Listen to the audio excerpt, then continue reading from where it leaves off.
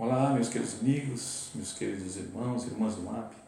É com muita alegria que mais uma vez nos reunimos para falarmos a respeito dos estudos do COIN, aproveitando esses momentos de reclusão da quarentena para aprofundar mais os nossos conhecimentos a respeito da doutrina espírita e assim nos aproximarmos mais de Jesus, pois esses conhecimentos trazidos pelo Espiritismo nos ajuda, nos auxilia a melhor compreender as lições deixadas pelo Mestre.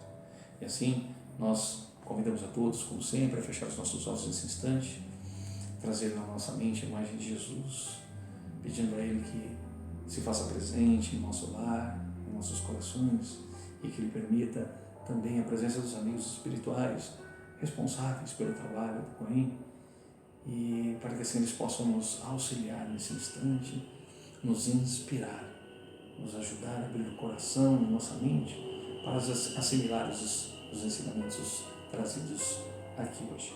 Que assim seja, graças a Deus, graças a Ti, Mestre Jesus. Bem, meus amigos, hoje nós faremos um estudo, uma reflexão, um estudo um pouquinho diferente do que normalmente nós temos apresentado para vocês. Hoje nós teremos uma aula conjunta. Essa aula, essa reflexão do COIN de hoje será feita por mim e pelo nosso querido professor Neca. Nós discorreremos junto a respeito dessas reflexões que nos darão uma visão um pouco mais ampliada a respeito do capítulo que nós trataremos aqui hoje, que é o capítulo 15 do livro Os Mensageiros, intitulado A Viagem. Lembrando que Os Mensageiros, ele é um relato, que André Luiz nos traz, nos conta, ele nos ensina, através da sua própria experiência, como são formados os espíritos que se voluntariam no Ministério de Comunicação do centro da colônia espiritual do nosso lar, no Centro dos Mensageiros. Através da sua própria experiência, ele nos traz aí um conhecimento de como funciona toda essa preparação. Lembrando que na nossa aula inaugural, nós fizemos a aula inaugural exatamente representando o capítulo 3 desse livro, onde o próprio professor Neca representava, no papel de André Luiz, uma conversa com Tobias, representado pelo nosso querido professor Reinaldo. E nessa representação, Tobias apresentava para André Luiz um mundo novo que ele desconhecia. E logo após a surpresa de André, de como funcionava esse intercâmbio entre o mundo espiritual e o material, eles tiveram uma reunião onde Telésforo, o orientador, ele traz os aspectos e discorre para uma plateia de espíritos, de muitos espíritos que estão ali a primeira vez se voluntariando, e muitos deles, a maioria deles, espíritos que se voluntariaram e que não conseguiram cumprir a tarefa, não conseguiram realizar o compromisso assumido enquanto espíritos no momento de trabalho nas esferas carnais, nas esferas da matéria. Eles se distraíram e, portanto, não conseguiram realizar o trabalho para o qual se voluntariaram. E ali, Telésforo traz toda uma explicação e deixa a principal lição de toda ela, que para que as pessoas tivessem em mente, os espíritos ali presentes tivessem em mente, que o sentimento que deveria mover todo aquele que queria trabalhar como voluntário no Ministério da Comunicação deveria ser o sentimento de servir. Aquele que não estivesse disposto a servir não deveria se voluntariar ali, deveria procurar um outro lugar de trabalho. Mas para quem estivesse ali, devia ter isso em mente, porque através do serviço ao próximo, de servir o seu irmão, nós estaremos servindo a Jesus e desinteressadamente servindo a nós mesmos, trabalhando pelos outros, trabalhando pelo nosso próprio aprimoramento espiritual, o que nos vai aproximar de Deus. Então, é muito importante que esta lição fique como base, porque nós, trabalhadores da doutrina espírita, aqueles que já trabalham nesse intercâmbio, no auxílio desses irmãos que buscam um alento na doutrina espírita, nós temos que ter isso em mente, que nós estamos trabalhando neste Ministério de Comunicação e que nós devemos ter como norte o desejo de servir. E este capítulo, ele nos traz uma visão bastante interessante, porque é um capítulo em que André Luiz e o seu companheiro Vicente, de aprendizado, vão fazer uma viagem à Terra, a crosta terrestre, da colônia Nosso Lar até a crosta terrestre. E esta viagem ele discorre a respeito de como essa viagem acontece.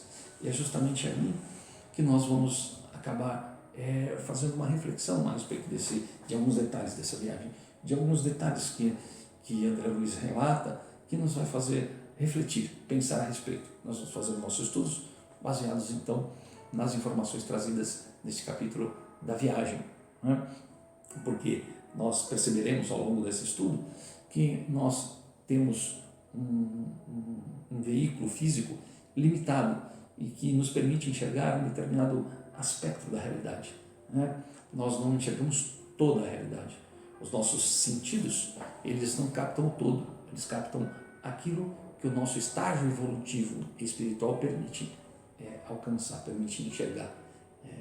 E através desse estudo nós utilizaremos uma ferramenta muito importante que, mesmo não sendo dotado dessa capacidade física de enxergar além desse aspecto permitido pelo nosso veículo físico, nós utilizaremos a nossa imaginação, o nosso pensamento, esta faculdade maravilhosa que nos vai permitir, através dos conhecimentos trazidos nesse estudo, fazer um exercício e imaginar o que está além daquilo que nós possamos enxergar, tanto além no macro como além no micro, né? E assim entendemos um pouco mais sobre os mecanismos sobre os quais Deus funda a sua criação, ok? Espero que todos aproveitem e possam acompanhar junto com o livro ao seu lado, lendo esse capítulo, porque é muito importante ler o capítulo para entender melhor as reflexões que faremos aqui, ok? Espero que todos aproveitem. Muito obrigado. Olá a todos os nossos amigos que vão compartilhar conosco esta aula do Coen 3, em que nós resolvemos conversar um pouquinho sobre uma parte muito interessante do livro dos Mensageiros, que é o preparativo e a viagem que o Dr. André e seu amigo, Dr. Vicente, no plano espiritual, na colônia Nosso Lar, vão fazer até o nosso planeta, até a Terra. Seria um retorno, né, para eles, um retorno até a Terra. E eles mostram exatamente como se preparam, como será, como vai acontecer esse retorno à nossa órbita terrestre, não é? Os desafios que é essa volta de uma colônia espiritual num plano vibracional muito mais elevado, não é? E essa volta que eles vão fazer para a crosta terrestre. Muito bom.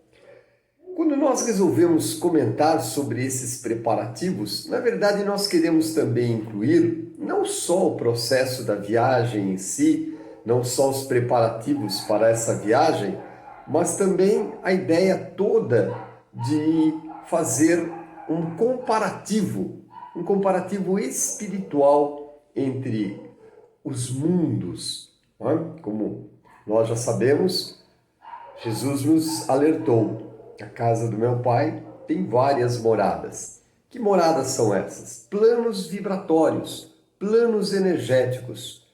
E nós vamos nos adequar a um determinado plano energético. E teremos as condições de observar, de interagir com esse plano energético de acordo com as nossas capacidades, tanto espirituais quanto físicas. Vamos conversar um pouquinho sobre isso, que na verdade acaba se tornando uma aula muito importante, porque nós analisamos tanto o universo microscópico, o microcosmos, quanto o macrocosmos. E aí nós queremos fazer exatamente essa correlação entre o mundo micro e o mundo macro, mas não no sentido apenas e tão somente, não é, de mostrar o mundo micro e o mundo macro, mas sim de mostrar, não é, a importância e a grandiosidade da obra de Deus. Deus, como criador de todo este universo, e hoje com as novas teorias, né, que demandam os chamados multiversos. Então, multiversos, onde hoje nós falamos de universos paralelos. Toda essa grandiosidade que Deus e os co-criadores, Jesus, por exemplo, trabalha no orbe terrestre. Foi vamos imaginar assim, como um engenheiro de criação, para fazer o orbe terrestre para nos receber. E tudo isso usando leis da natureza, que agora nós começamos a descobrir. E quando a gente diz começamos a descobrir, na verdade nós dizemos a descobrir o resultado delas, ou seja, os seus efeitos. Nós estamos começando a entender os efeitos da energia, os efeitos do magnetismo, os efeitos da eletricidade, os efeitos da atomística. Começamos a conhecer o caminho do macrocosmos. No início foi um telescópio simples, uma coisinha rudimentar, apenas para mostrar, Galileu Galilei mostrou essa relação de que a Terra não era o centro do sistema solar, e sim a Terra gira em torno do Sol. Assim como ela gira em torno de si mesma, ela também gira em torno do Sol. Foram descobertas que começaram a trazer um novo norte, uma nova forma de entender o macrocosmos e também o microcosmos. A ideia desta viagem que nós vamos trazer para os senhores é mostrar exatamente nesses preparativos que eles têm que adaptar o seu sistema a um novo campo vibracional. Então, nós veremos que antes de fazer a viagem, Aniceto, que é o mentor deles, pede para que eles visitem uma parte da colônia espiritual, em que será trabalhado a ampliação da capacidade ou da acuidade visual, para que eles possam enxergar determinados campos vibracionais que somente quando eles elevarem essa capacidade mais espiritualizada é que eles vão poder fazer uso dessa parte da vista, vamos dizer, que estava adormecida. Porque é interessantíssimo nós entendermos isso. Na própria evolução em dois mundos, nós vemos que toda a evolução do nosso corpo físico, toda esta evolução biológica para nos tornar o Homo sapiens que somos hoje, nada mais é do que a expressão exata da necessidade que o nosso espírito tem nesta atual encarnação, nesta atual conjuntura. Então foi preparado meticulosamente, nada foi ao acaso, não. A nossa evolução ser compatível com o nosso espírito. O espírito usará este corpo, esta matéria, da melhor forma possível, é claro, dentro dos parâmetros que são importantes para o espírito neste momento, neste orbe, nestas condições. Nós vemos, na verdade, luz refletida. A nossa retina capta um certo comprimento de onda luminosa. Das milhões de ondas que existem permeando o nosso espaço e nós não vemos 99,9% delas, sim, sentimos os seus efeitos, mas não vemos. Na questão visual, por exemplo, apenas pegando a parte visual, as ondas da energia luminosa, que é uma partícula onda, como também vamos discutir um pouquinho isso lá depois no mundo micro e macro. Essa luz que nos permite fazer a observação, ou seja, a nossa visão, ela é apenas e tão somente um pequenino fragmento do espectro de onda luminoso. Então nós temos um espectro gigante de ondas luminosas e a nossa visão consegue este pequenino espaço de ondas visuais. E todo o resto, a gente imagina só como seria. Não é? Nós temos até condições e aparelhagens que permitem dizer que elas existem. E o que é interessante é que existe uma fração da estrutura óptica no nosso corpo que está desenvolvida, estruturada para ter uma amplitude um pouco maior de visão. Porém, ela está adormecida, ela não é usada. Nós temos, mas não usamos. Será que talvez, um dia tenhamos a necessidade e a oportunidade em outro orbe, em outro campo vibracional, de usarmos, com maior quantidade, com maior intensidade essa nossa acuidade visual? Tudo isso são coisas que nós vamos discutir, nesse capítulo, A Viagem, em que eles se preparam para mudar energeticamente de patamar. Há uma passagem muito interessante em que eles estão no caminho, vindo para o orbe terrestre, saindo de um campo vibracional muito mais elevado, em que o corpo deles emana luz. E até é feito um pedido em determinada passagem: olha, nós vamos passar por seres que se sentiriam humilhados, tamanha o volume de radiação luminosa que os nossos corpos emanam, e pedem para que eles mentalmente diminuam, ou zerem, na verdade, essa emanação luminosa para não fazer ofuscar os habitantes ali daquela região vibratória. Então, todas essas passagens, todo esse universo de energias que são tão importantes, será o campo do nosso estudo. Esse foi uma preparação, para a gente, de fato, discutir o mundo macroscópico e microscópico. Bacana, né? Bom, meus queridos amigos, queridos irmãos, queridas irmãs, nós daremos continuidade ao estudo do capítulo 15. Nós entraremos nas dimensões universais. Nós falaremos a respeito do mundo macro, pois num determinado ponto do capítulo, Aniceto explica para André Luiz que os nossos olhos não conseguem ver tudo e que a ciência nos traz a informação de uma grandiosidade do mundo macro e também do mundo micro, através da tecnologia que a nossa evolução permite alcançar. Nós podemos acessar tanto o mundo macro quanto o mundo micro. E eu queria trazer aqui algumas dimensões, algumas grandezas universais, para que nós possamos ter uma ideia do tamanho dessa criação, da grandiosidade da criação de Deus. Eu queria começar aqui falando a respeito do planeta Terra. Eu trouxe aqui um pequeno protótipo, para explicar a respeito do planeta Terra. Eu trouxe aqui um pequeno protótipo. Vocês não contavam com isso, com o nosso planetinho azul. Bom, eu trouxe aqui para a gente ter uma ideia de dimensão, da movimentação da Terra e do tamanho do nosso planeta, dessa nave espacial que nos abriga, desse planeta escola valioso, que nos permite trazer a experiência, alcançar a experiência de crescimento espiritual. A Terra, ela conhecidamente realiza dois movimentos, que são os mais comuns.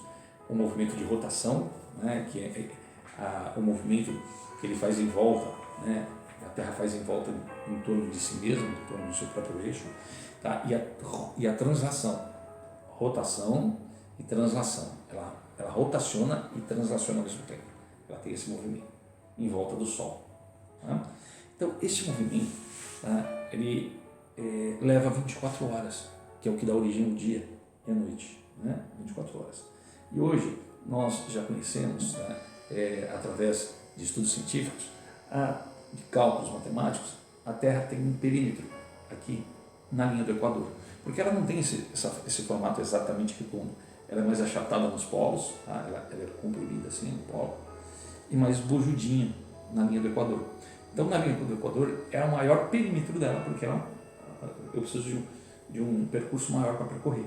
Neste perímetro, para eu conseguir fazer essa volta toda em 24 horas, a Terra precisa ter uma velocidade de incríveis aproximados 1.600 km por hora. 1.600 km por hora, velocidade de rotação da Terra. Assim também, a velocidade de translação da Terra, enquanto ele está girando a 1.600 km por hora aproximadamente, ele também está caminhando em volta do Sol, numa órbita elíptica. E este movimento leva 365 dias. E para que esse movimento consiga ser realizado em 365 dias, é necessário incríveis, aproximados 107 mil km por hora. 1.600 km por hora em torno de si mesmo e 107 mil km por hora em torno do Sol. É incrível, não é? É uma coisa maravilhosa. Deus, na sua infinita sabedoria, tem tudo perfeitamente calculado para que toda essa engrenagem, todo esse mecanismo funcione perfeitamente. O Sol, ele tem uma massa muito grande, muito concentrada, e ele deforma o tecido, o espaço-tempo, porque Einstein descobriu que esta força gravitacional, ela acontece por causa da deformação desse tecido.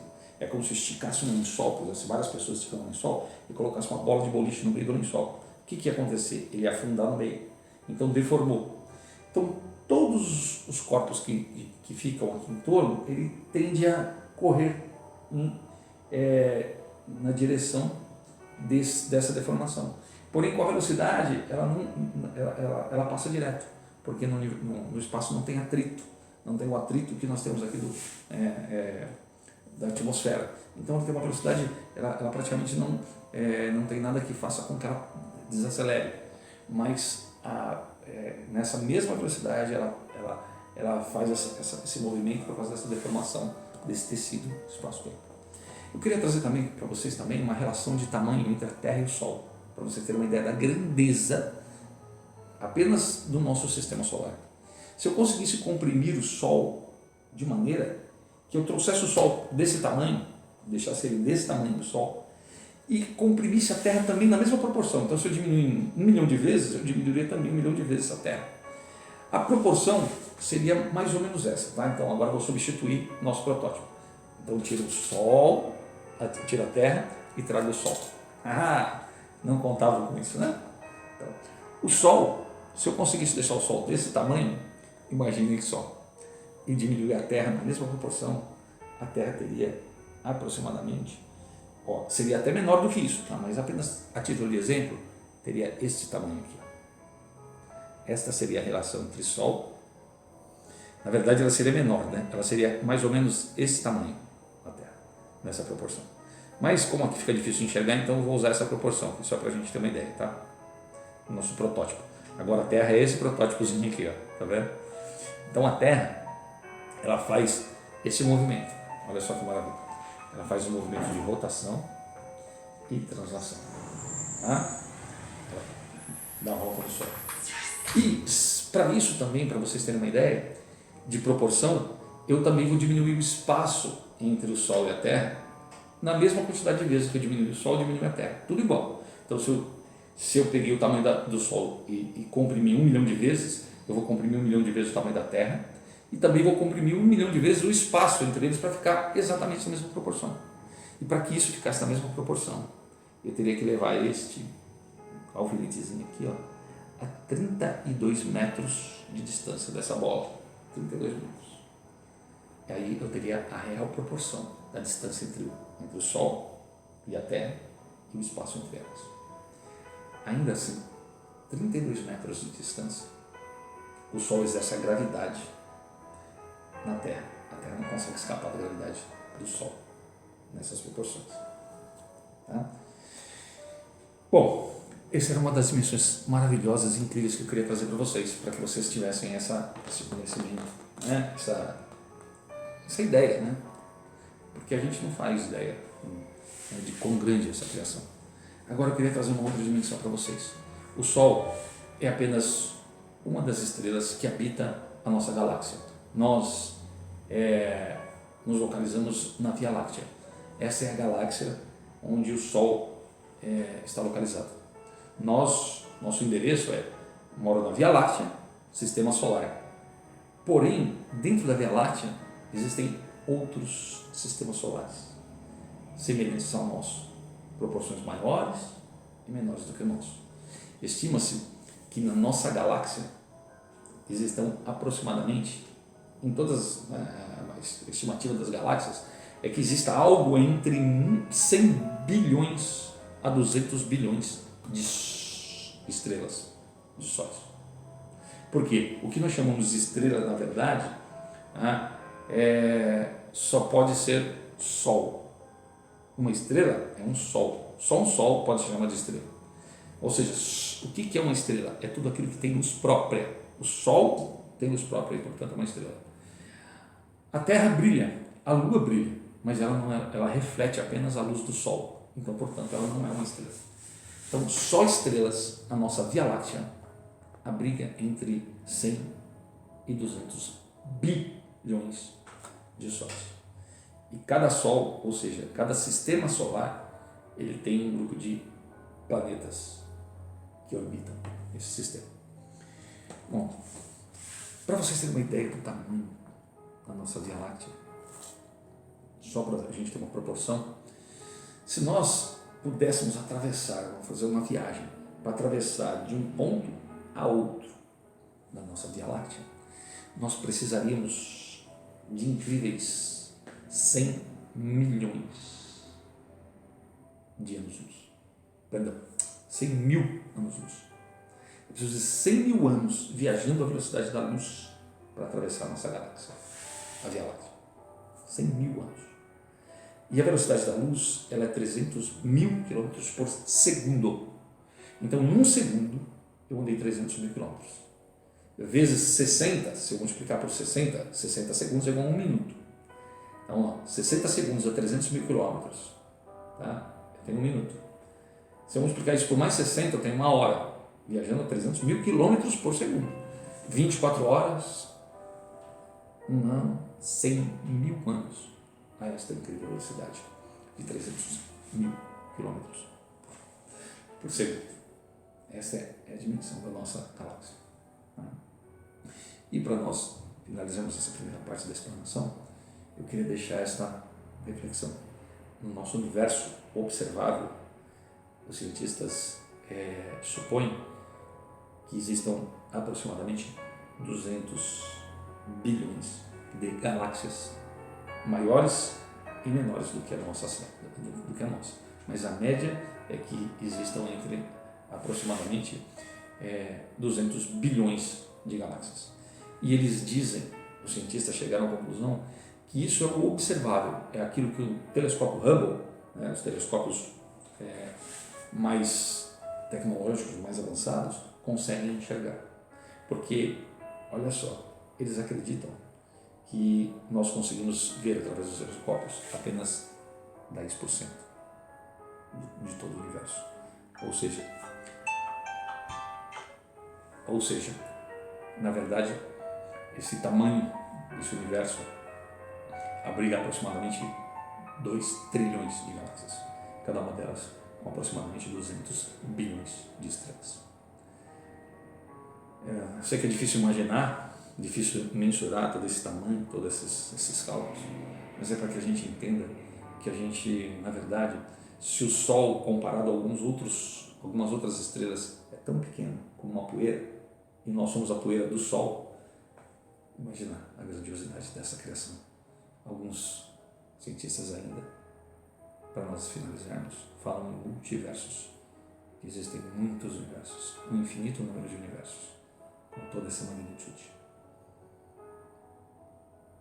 É para pensarmos que nós representamos em tudo isso, e por que estamos aqui. Mas tudo tem um propósito na criação. Tudo tem um propósito. E nós fazemos parte disso. A gente só não entende ainda, mas nós vamos entender. Muito bom, senhores. Veremos agora, já houveram os preparativos para essa viagem, já comentamos rapidamente, que eles estão vindo para a Terra, e à medida que se aproximam desse nosso mundo material, desse nosso orbe terrestre, mudam as frequências, mudam as ondas, mudam as percepções, falamos do corpo luminoso, das formas, dos mecanismos de transporte não é? Que são totalmente diferentes de acordo com o plano vibracional em que se encontra o espírito, tanto encarnado como desencarnado. Claro, imaginamos que quanto mais elevado for o plano espiritual onde determinado espírito está habitando, muito maiores são as condições, não só de conhecimento, não é? Como de utilização de tudo isso.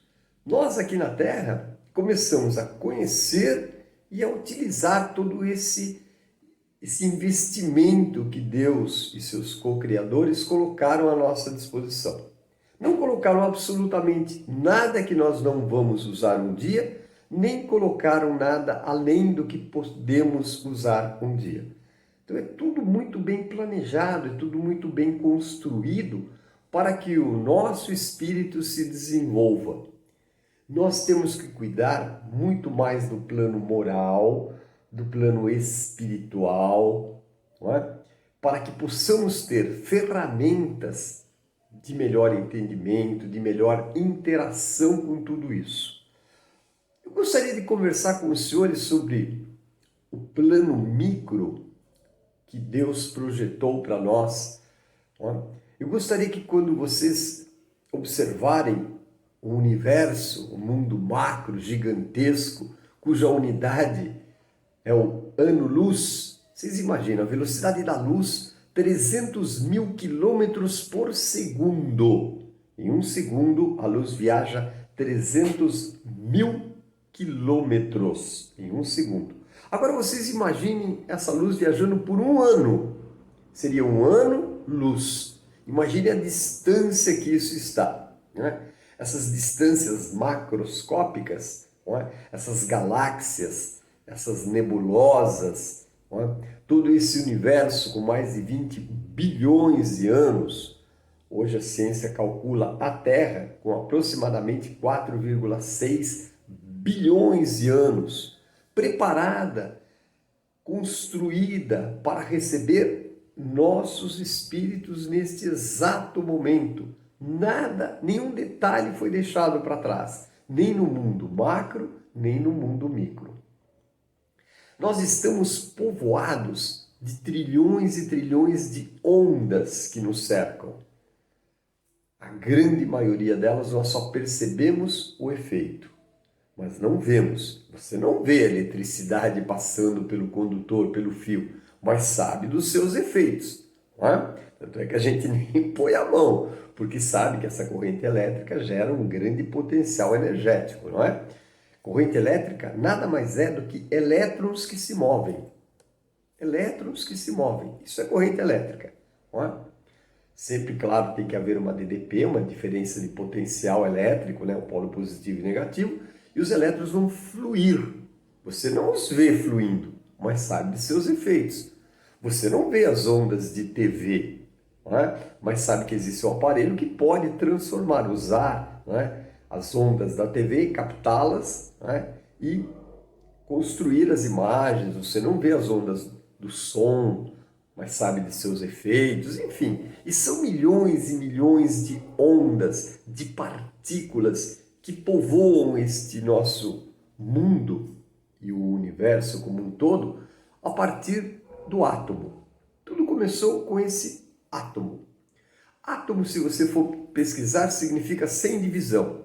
Seria para os cientistas que iniciaram esses trabalhos a menor parte divisível da matéria. Então, se nós pegássemos qualquer estrutura material e fôssemos dividindo, chegaríamos a uma parcela indivisível. Chegaríamos no átomo, que significa já não se divide mais. Claro que esse era um conceito lá no passado, não é? Que começou a ganhar novos conhecimentos, não é? Nós vamos nos informando, nosso espírito vai evoluindo, não é? Consequentemente as descobertas vêm, não é? O mundo espiritual nos envia mensageiros tanto de caráter moral para nos ensinar o bem, para nos ensinar a caridade, como também nos envia pintores, músicos, cientistas, para que façamos também a evolução tecnológica para acompanhar, não é?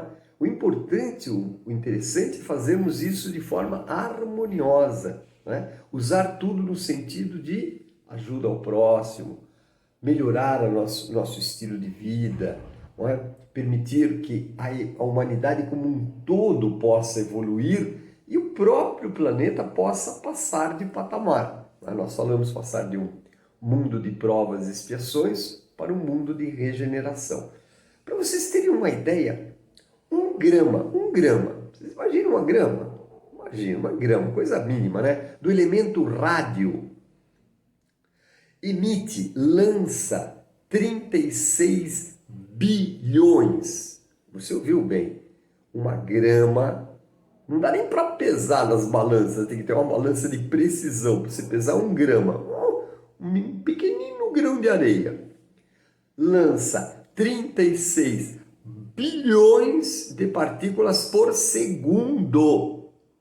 36 bilhões de partículas por segundo. Olha, ele não desaparece lançando sua matéria, suas partículas? Pois é. Em 16 séculos, ele será reduzido a meio grama. Então, vocês imaginam a quantidade de partículas atômicas e subatômicas que estão em 1 grama. Vocês imaginam a energia condensada. Um exemplo da energia condensada, a bomba atômica, infelizmente foi mal utilizado, mas o conceito da energia está lá. A energia tanto de fusão nuclear como a de fissão nuclear. Fissão é quando você quebra o átomo, libera muita energia. Fusão é quando você conecta, une átomos, também gera até mais energia. Tudo está baseado em energia atômica. Uma célula é formada por alguns trilhões de átomos. E a célula é microscópica. Agora você imagina o átomo. O átomo que era chamado indivisível, hoje a gente sabe que ele é divisível. Nós aprendemos na escola, por exemplo, que tem um núcleo. Opa, já falei em partes. Então já se divide. Núcleo, que é formado de prótons e nêutrons, e em torno desse núcleo, a eletrosfera, formada pelos elétrons. Hoje nós temos mais de 17 partículas subatômicas. A última agora, recentemente, o bóson de Higgs, chamada partícula de Deus, os aceleradores nucleares, conseguiram mostrar, evidenciar mais uma partícula subatômica. E assim as coisas vão progredindo. Para que tudo isso? Para o nosso melhor entendimento, para a nossa melhor evolução. Agora, temos que fazer sempre tudo com clareza, com bom uso moral e uso tecnológico. Bacana, né? Vamos ver qual é o aspecto celular, não é? Da unidade básica de formação da vida. Não é? Então, nós somos seres vivos celulares, não é? A maioria, com exceção dos vírus. Olha, para falar em vírus, né?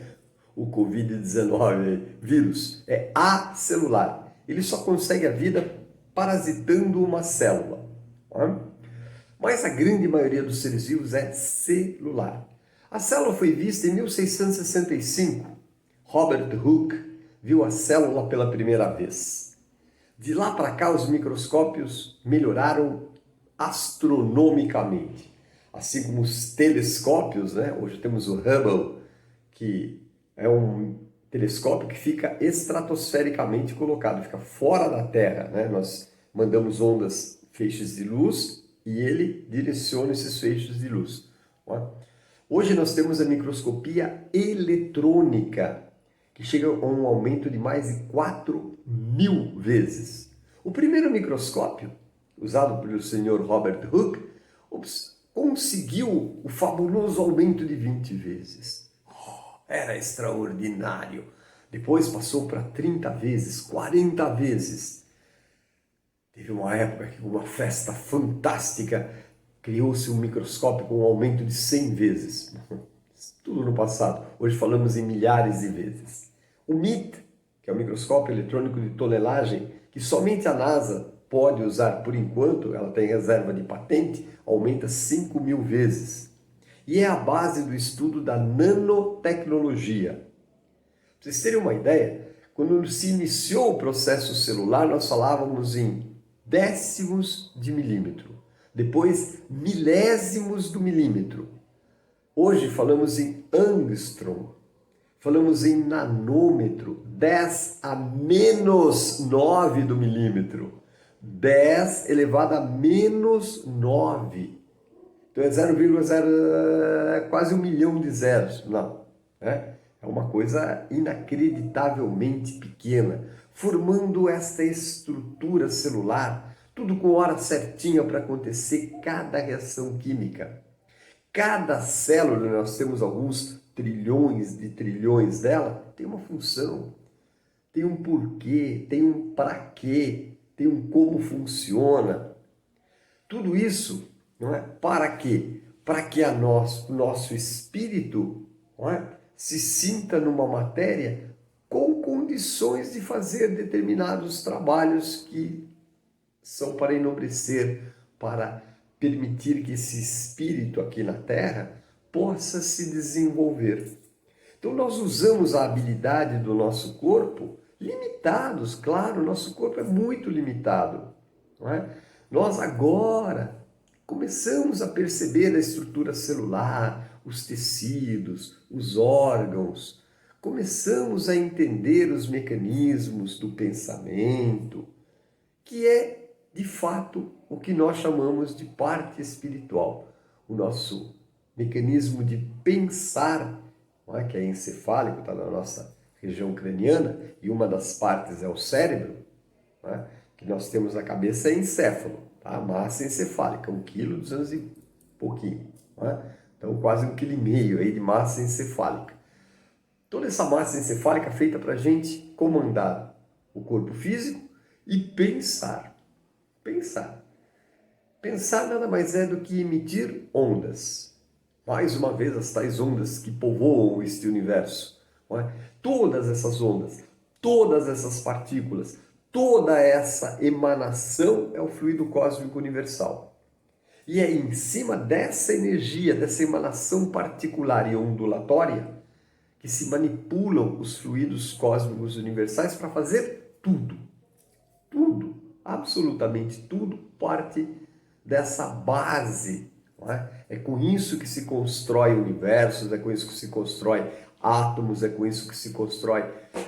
Quem comanda, quem rege essa coisa monstruosamente complicada? Deus. Deus e seus co-criadores. Espíritos de elevadíssimo grau, não é? Jesus, não é? Recebem funções, olha, cuida dessa parte aqui. Precisamos de um orbe, precisamos de uma região, de um corpo, de estruturas de animais e vegetais que deem esta qualidade para este padrão espiritual. Perfeito. Tudo é criado, tudo é desenvolvido, tudo é pensado para se criar essa maravilha que nós chamamos de orbe terrestre, de vida, que nada mais é do que um monte de átomo. Um monte aí é do verbo trilhões de trilhões de trilhões, etc, etc, alhões, né? Muito bom. Tudo funcionando, tudo organizado, tudo com camadas. Cada átomo tem uma série de camadas. Na verdade, hoje a gente fala em 7 camadas, K, L, M, N, O, P, Q, subníveis de energia, né? Cada parte, cada vez que um elétron muda de nível, ele devolve um quanta de energia. Vem aí a ideia de física quântica, química quântica. Nada mais é do que um pacotinho de energia, não é? Que nós começamos a desvendar, que nós começamos a conhecer. A célula, que é microscópica, não é? Tem dentro da célula o núcleo. E dentro do núcleo nós temos o nosso material genético, nossos cromossomos. E não tem como dizer, né? Os cromossomos dizem como somos. Todas as nossas características, tudo aquilo que é necessário para que o nosso corpo possa subsistir, está no nosso padrão de DNA. E isso passa de geração para geração. E ainda tem uma grande capacidade, pode mudar, pode se alterar, pode fazer coisa nova. Mas quem rege tudo isso? Isso é divino. Isso é Deus. Perguntado, né? Kardec fez essa pergunta, o que seria então Deus? E a resposta dos Espíritos é a inteligência suprema do universo. Tudo isso não pode simplesmente estar ao acaso. Não pode aquela pequenina grama do elemento rádio mandar 26 bilhões de partículas para nada. Não é? E agora vocês imaginem um indivíduo com 70 quilos, aí no meu caso, 80, 90, 20, 30. Vocês imaginam toda essa matéria, né, celular e acelular, atômica, funcionando de forma organizada? É muita coisa bonita. Na verdade, a viagem, na verdade esse mundo micro, que nós vamos até depois fazer um filminho para você entender melhor do micro e do macro, é para mostrar apenas e tão somente uma coisa: a grandiosidade da obra de Deus. É através deste universo micro e macro e de seus efeitos, que é o que nós conseguimos hoje detectar, é que nós podemos entender a magnitude do trabalho do Criador. Então é de se admirar e é de se pensar, puxa vida, é incrível, pois é, chega a ser incrível, não é? A magnitude de tudo isso não pode ter sido obra do acaso, tem que ser obra de algo maior. Ainda bem que é Deus que está no comando, ainda bem que o nosso orbe foi entregue a Jesus, ainda bem que os nossos conhecimentos são para progresso. Um ou outro acaba se desviando e fazendo algo que não é tão importante assim. Mas vejam, o que continua, o que realmente vai permear esses novos mundos, esses novos conhecimentos, é o amor, é a caridade, é a bondade. É isso que nós temos que imaginar, que entender, não é? E discutir, claro, discutir as tecnologias, discutir os conhecimentos, os efeitos, as causas, mas sempre tendo a clara ideia de que tudo isto é obra do grande mestre, Deus, o nosso Pai. Bacana, né? E assim, meus queridos irmãos, eu queria concluir essa explanação a respeito do mundo macro, trazendo uma pequena particularidade que é mencionada no capítulo 15, quando Aniceto faz a explanação para André a respeito do mundo macro, né? Ele faz um comentário, uma comparação muito peculiar. Ele compara, em termos de grandeza, o nosso Sol a uma estrela chamada Capela. E é justamente a respeito disso que eu queria finalizar a nossa reflexão a respeito do macro e do micro. Capela, ela é um sistema estelar que fica distante da Terra, dentro da nossa galáxia, ainda dentro da nossa galáxia. Fica distante da Terra, fica de Sol a Sol, né? de Sol a Capela, existe uma distância de 42 anos-luz, ou seja, 42 anos viajando à velocidade da luz. É a distância de Capela e o nosso sistema solar. Ali orbita um planeta que, naquele dado momento, Emmanuel nos presenteia, trazendo ao nosso conhecimento, através das mãos de Chico Xavier, no livro A Caminho da Luz, a história. Ele conta que naquele planeta que orbita Capela, essa estrela comentada aqui, existia um mundo, uma civilização, né, que passaria para um momento de elevação, passaria do mundo de provas e expiação para o mundo de regeneração.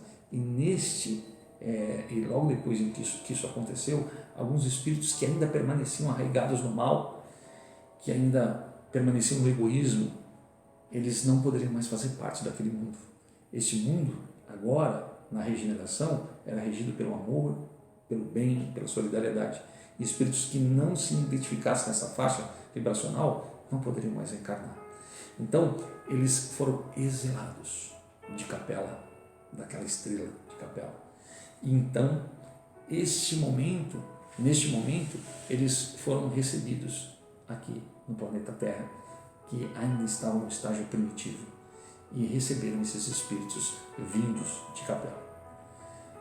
Este momento em que Emmanuel nos traz essa informação, ele nos brinda, a doutrina espírita nos traz esse conhecimento, reforçando aquilo que Jesus havia dito, que na casa do Pai há muitas moradas, ou seja, todo este orbe, todas essas galáxias, esses sóis e os planetas que orbitam esses sóis são mundos habitados, porém com estágios evolutivos da matéria diferente, espíritos que a gente não consegue ver, não consegue mensurar, com densidades diferentes, com situações energéticas diferentes, habitam nesses diversos mundos.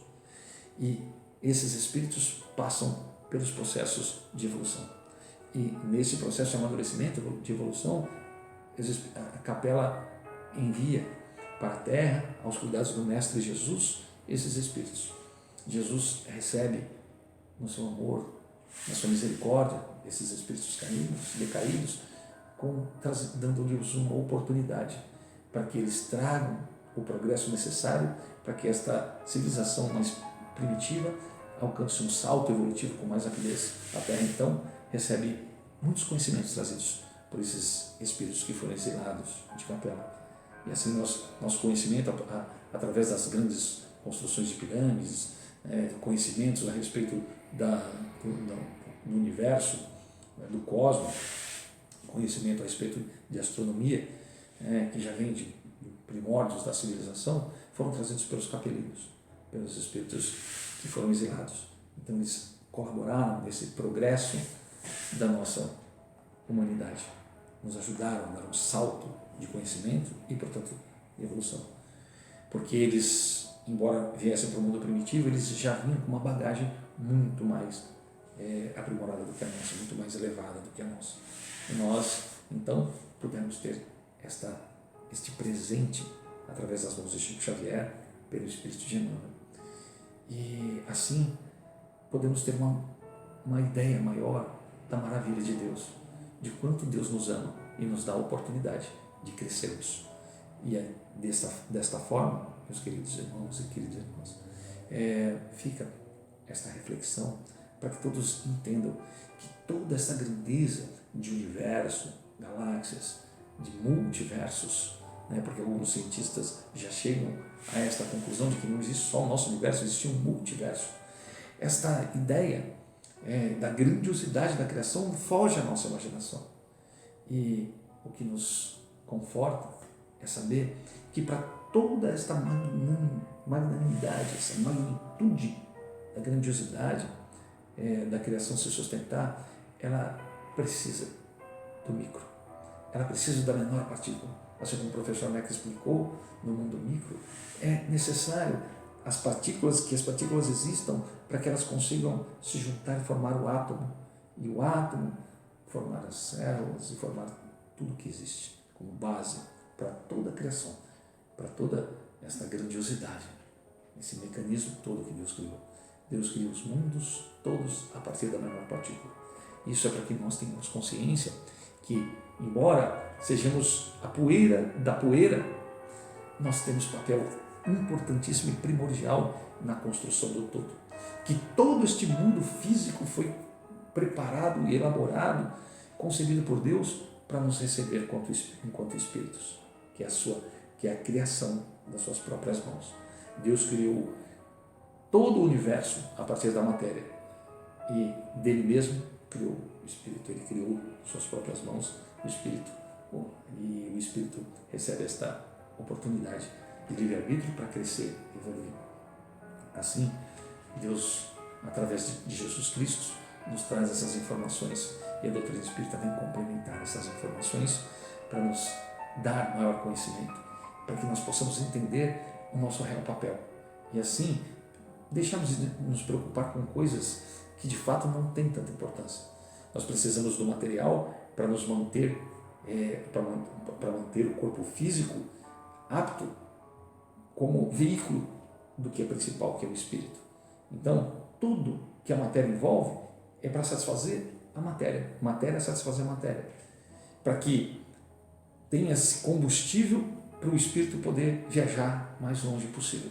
Quanto melhor eu cuido da matéria, do meu veículo físico, mais tempo eu tenho de experiência, de aprendizado, E para isso, nós precisamos do micro, do mundo, aquele mundo invisível, para construir um mundo visível e tão grande que às vezes foge do que é visível, foge do nosso espectro de visão.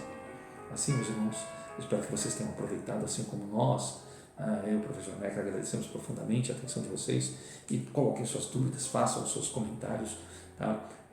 Tanto no vídeo como nos nossos grupos. Muita paz a todos. Que Jesus nos abençoe.